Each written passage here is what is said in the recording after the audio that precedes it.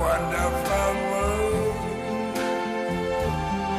video is going to be about Black Lives Matter, and I'm going to expose the truth about Black Lives Matter because there was a time point in my life where I was affiliated with Black Lives Matter and went away from the movement because of the things that it promoted and the things that the movement was saying, and just the entire movement itself. So here we go. I got involved with Black Lives Matter during the 4th Precinct shutdown in Minneapolis right after Jamar Clark was shot by police. The reason I got involved with it was because I had my feelings about it. There was the reports of him being handcuffed, and I had a friend who was very involved with the movement. So he knew I had some issues with how it happened, and I was invited to join him during the protest. I had reservations at first because I had heard things about it from media, and I had seen some of the violence, such as Ferguson, Baltimore, things like that. But he swore there was none of that. It was a peaceful movement. There was no hatred towards whites, and that there were whites that were a part of the movement. So I gave him the benefit of the doubt. I went out there at the 4th Precinct, and I was there for some of it. And during the times that I was there, there was no violence in front of me at that point. So I didn't have much to say about it. And there were people there who, it was more than just Black Lives Matter that was at the 4th Precinct. There was other groups that were there. There were pro-immigrant groups, and they were excited there first. I was out there more because I wanted accountability for police, and I wanted to be able to prove if there was police misconduct. I wanted there to be able to be proof of it, and I was told there was body camera things. Now, the 4th Precinct, I was off and on there because I was living somewhere else. But when Philando Castile got shot in Falcon Heights, Minnesota, and it was the protest at the governor's mansion, I was involved in that as well.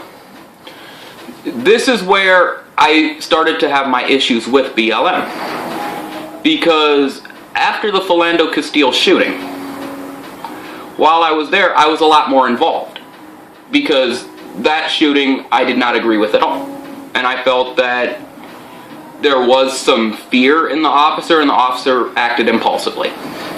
But what happened here is that during the time I was there, I'm going to tell you every single thing I heard and saw from the people involved in the Black Lives Matter movement. When I came out there, it was first night. It was a very, very fun night. There was partying. We were partying. It was in front of the governor's mansion. We were partying. We were having fun. There was some alcohol. There was some weed. Okay, but what ended up happening is I stayed around, and I was there more frequently than I was at the 4th Precinct. And the things that I heard from the people involved in the movement, and the things that I saw from the people involved in the movement, opened my eyes to Black Lives Matter a lot, and it caused me to do a lot more research into the movement history and into the actual issues they were out there protesting. During the time I was out there, I saw that there were people who were it was nothing but a giant party. It was literally just a giant hippie fest. There were people that were living out there that were homeless, which I don't have a problem with homeless people. I don't have a problem with that. But it was essentially a homeless spot, which is where the homeless primarily went to. The people who were out there were primarily Bernie Sanders supporters, anti-Trumpers, things like that. We all know that. And I had been a Trump supporter prior to going out there. When I had some debates with some of the people out there. We had intelligent debates, which is hard to believe considering it was liberals, but we had intelligent debates. Now, there were other people that I debated with. I was talking to somebody about the amount of police killings, and we were talking about the root causes of all the police killings. And the person essentially was saying that the reason police were killing blacks is because they feel their white privilege is threatened and they need to eliminate blacks by committing a genocide through the police. I disagreed with that. He said that blacks are stopped by police at a substantially higher rate due to their race. I disagreed with that. What I pointed out is that the reason I was out there protesting is because I felt that we needed better jobs in the black communities, we needed better education in the black communities, and we needed more police accountability in general. Not just for blacks, but for whites as well.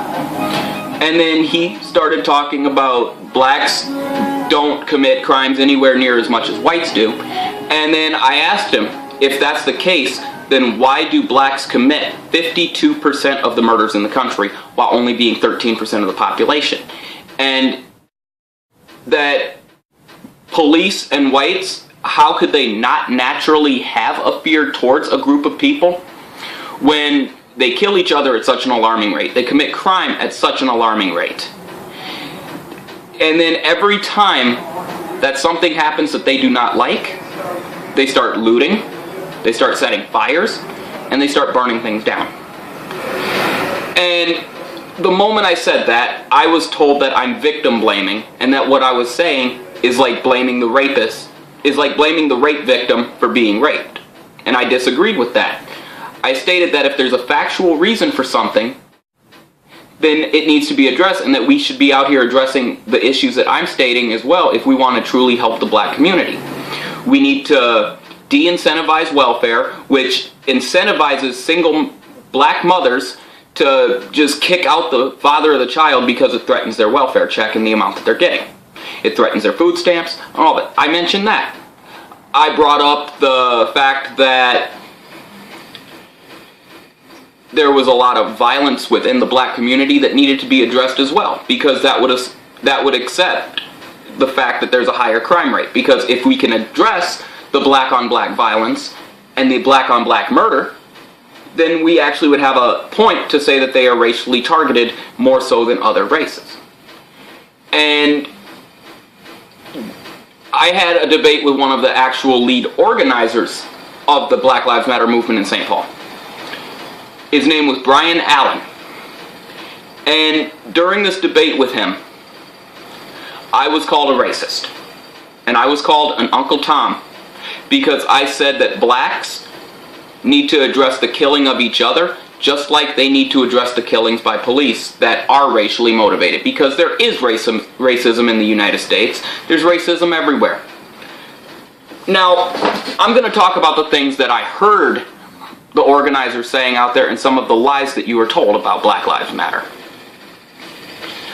Okay, they say that they are a peaceful protest, a peaceful movement, as we've seen from Ferguson, Baltimore, things like that. That's obviously not true. They try to excuse that by saying that those are outside agitators that are involved. But I'm going to mention one of the organizers again, Brian Allen. During the time that I was out there, I overheard him in conversation with other people saying that if Geronimo Yanez is not charged in the murder of Philando Castile, that they will burn down the governor's mansion. And then there was talk as well about going beyond that and burning down the mansions that are on Summit Avenue with the governor's mansion. There was another person who was out there. His name was Curtis Avent. He mentioned burning down City Hall. He mentioned burning down the Capitol building. He mentioned burning down the police station. These are all things that were mentioned by organizers of Black Lives Matter St. Paul. And people were behind it. I was not behind that. I stated to them that I was not behind that, and that the only reason that they want to burn things down is because they don't know how to handle their anger and they don't want to go through the proper channels of dealing with it. And I was told, no, the reason that they want to burn down things is because they need to burn down what these white people have, and they need to attack the white privilege so that their voices can be heard. Now, I'm half black. I'm black, I'm white. I primarily identify myself as black. I take pride in my black culture. I have family that was involved in the civil rights movement of the 60s. And I was out there to help them. And I'm considered to be a traitor to them because I did not agree with their false narrative of white privilege. I grew up in black communities early in my life and moved to a predominantly white community. During the time in a predominantly white community, there was less violence, There was significantly less crime in general. And when I said that, I was called a liar, and I was told that I was pushing the media's narrative and I was pushing all of the establishment's narrative. Okay, with the media, I asked one of the organizers why they were kicking out the mainstream media that was trying to come in, because the media would actually help them get their voices heard. And what he ended up telling me is that the reason they do not want the media there is because it is white media that will promote that will only show what they want. They will only show the protesters being violent. But no, they're not going to show the protesters being violent if you're not being violent. The reason they did not want the media there was because they did not want the media to be able to say and expose the same things that I am saying now. CNN is the only media they really approved of, is the liberal media. Because the liberal media held back a lot of things that Black Lives Matter was actually doing. They edited a video, you can Google this, where a black woman was talking about, let's go burn down the white suburbs. Which, that's not the first time I had heard it when they edited that, because they were talking about that when I was in a Black Lives Matter rally at the governor's mansion. They were talking about burning down the governor's mansion and burning down major parts of downtown St. Paul, which is a major city. This is the state's capital. They were talking about burning down the Capitol building as well as the St. Paul Police Department. They were talking about going out to the white suburban area of Roseville, Minnesota, and burning down the suburban areas out there if Philando Castile was not charged. Police were scared to even come in and do anything to the organizers because they were afraid of being called racist. The police were afraid to do their jobs. When I tried to report these things to the police department that was out there, because I actually did try to report that, because I don't want anybody getting hurt. I do not want violence. I don't want fires. Okay, there's people that could be in those houses that they're trying to burn down. Those businesses that they're trying to burn down are jobs that could be given to the black community. Why are you destroying your own opportunities? And I was kicked out of the Black Lives Matter movement. I'll admit to this. I was kicked out of the Black Lives Matter movement because I was voicing things that went against their narrative. They were speaking about white privilege. And I voiced that I don't believe in white privilege because as a black person who takes pride in it, I have had just as many opportunities as every single white friend that I have, while living in a predominantly white community as one of only 3 African American people. I had just as much opportunity as everyone else. There is no white privilege. There is black privilege because people have a harder time calling me racist when I say the same things that I am saying right now, because of the fact I have what's called the armor of brown skin, as I call it. And I coined somebody for saying it, I don't even remember the name, but somebody said I have armor of brown skin, and to use this awesome privilege of mine. And when the Black Lives Matter movement, they're not even out there by themselves. It's more than just the Black Lives Matter movement. Another thing that I saw that was an issue was there were communist movements out there. There was actually a movement out there that was promoting communism and actually being Communist Party. There was people handing out pamphlets about the Communist Party and trying to advertise the Communist Party. There were people out there dancing to music that involved using the word nigger. They were dancing to the same music that was a lot of this rap where they were talking about shooting, killing police, killing each other, just gun violence, gang violence. There was a lot of that being promoted in their music that they were playing while they were partying. There was a lot of alcoholism out there. There was a lot of drug usage out there.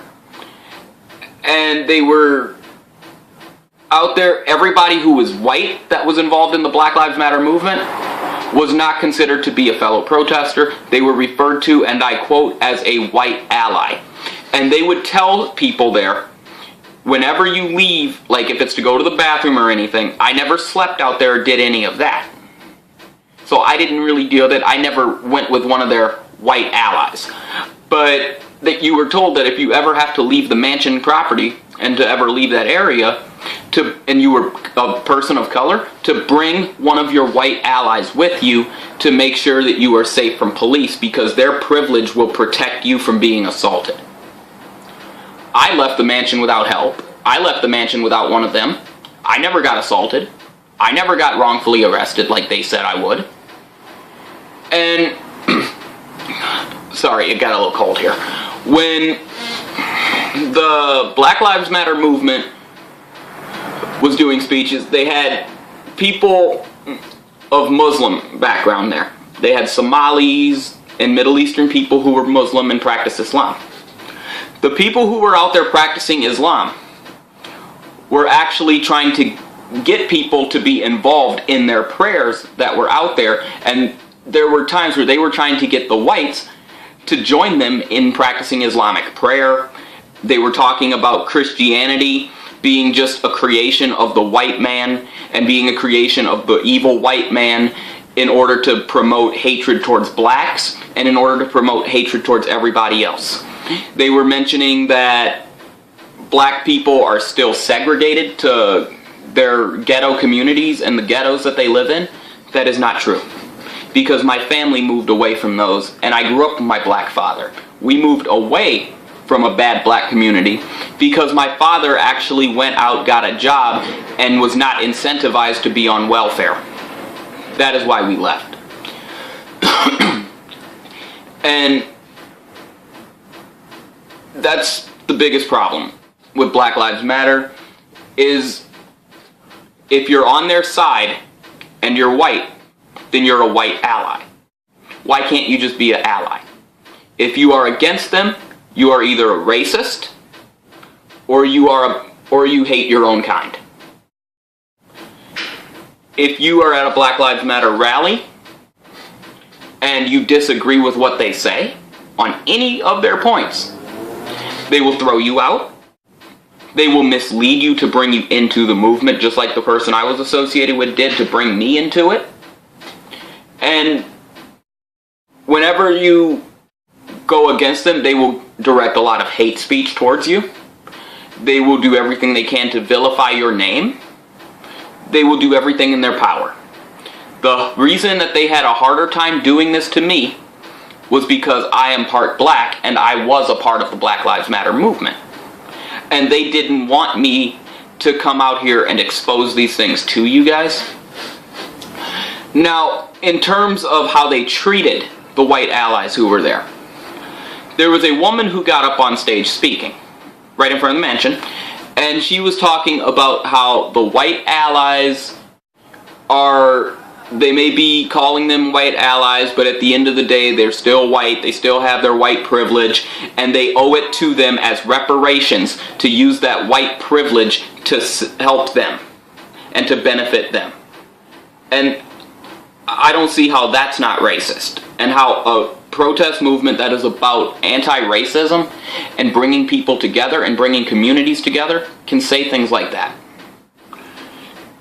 And if you're going to support the Black Lives Matter movement, that is your decision. That is your right to free speech. But I'm going to tell you this.